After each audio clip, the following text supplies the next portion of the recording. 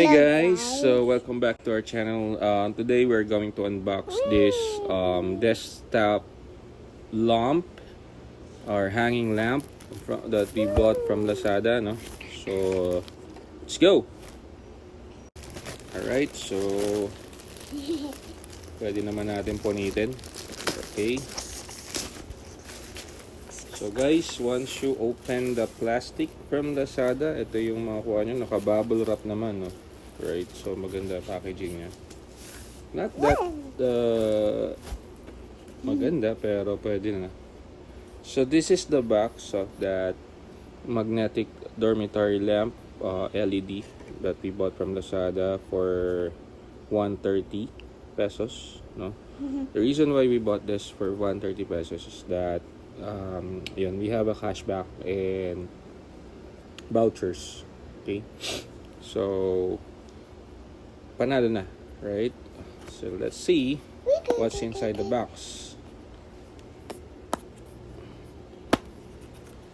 Okay, so medyo may kahirapan na buksan guys, because yung box niya talagang medyo talagang ano yung box niya, super tight, right? So yan, as you can see, medyo umilaw na, no? Okay, so ganun siya ka-sensitive. Okay, actually yan, so ganyan siya kalinaw, and yan, na-adjust siya, ayan, as you can see, no? Tatlong setting siya. Alright, so okay na, not bad for 130 pesos guys. So the reason why we bought this is yun nga, number one, I can use this in our car sa engine bay. Actually, I used it last time, no? Sa engine bay, napakagandang gamitin kasi there's a magnet here. So all you need to do is just attach nyo lang siya. Pag angat nyo ng end ng hood, attach nyo lang siya dun sa taas ng hood, since it's a metal, and voila, yun na.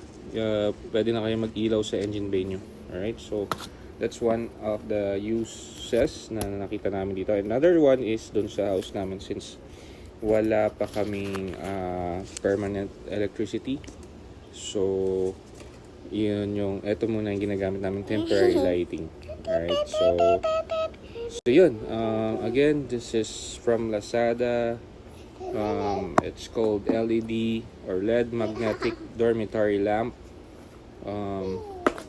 Again, we bought this for 130 pesos. Okay, that's sale price. Again, thanks guys, and see you on our next vlog.